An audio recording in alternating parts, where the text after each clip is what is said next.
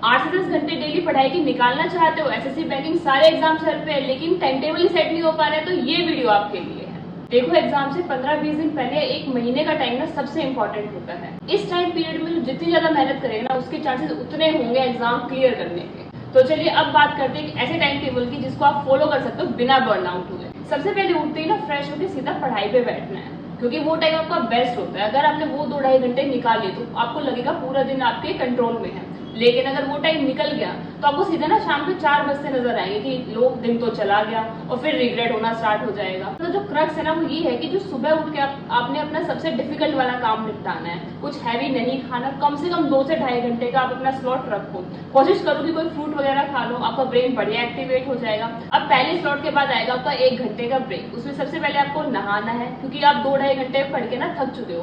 तो उससे क्या होगा, नहाने से कि आपका ब्रेन है जो री एनर्जाइज हो जाएगा।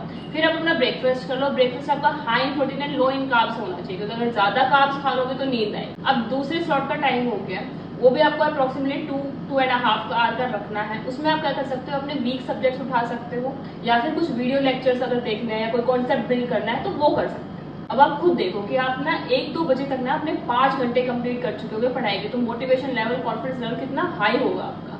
अब आप 2 घंटे का ब्रेक ले सकते हो, अपना लंच करो और आराम से थोड़ी नैप ले लो और अगले सेशन के लिए रेडी हो जाओ। अब जब 2 घंटे के ब्रेक के बाद आओगे ना, अगर आपने नैप लिया तो माइंड थोड़ा सा स्लो होगा। अब इस टाइम में आपने कोशिश करनी है कि आप क्वेश्चंस लगाओ या PYQs लगाओ, ताकि आपका ब्रेन थोड़ा एक्टिवेट हो जाए। और ये स्लॉट हमें 1 घंटे का ही रखना है, बहुत ज्यादा हैवी वर्क नहीं करेंगे, क्योंकि ऑलरेडी 5 घंटे पढ़ के माइंड थोड़ा सा थक चुका है। ये जो हमारा शेड्यूल है ना, ये हमें लंबे टाइम तक फॉलो करना है, इसलिए हमारा माइंड बर्न आउट ना हो तो शाम को थोड़ा सा लाइट ही रखेंगे। अब आप 4:30-5 बजे तक ना 6 घंटे पढ़ चुके हो।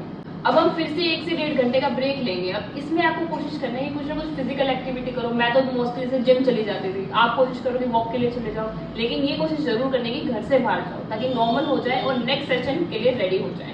अब अगला स्लॉट हमारा 2 से 2.5 घंटे का होगा। अब इसमें आप कर सकते हो कि अपने वीडियो लेक्चर्स वगैरह देख सकते हो। अगर आपके पास लेक्चर्स वगैरह देखने को नहीं है तो आप अपनी ऐसी चीजें लेके बैठो जो आपको मुश्किल लगती हो।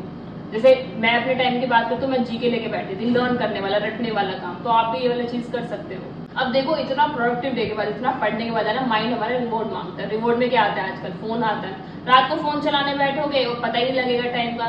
टाइम पे सोओगे नहीं तो अगले दिन टाइम पे उठोगे कैसे, और टाइम टेबल की धज्जियां उठ जाएंगी।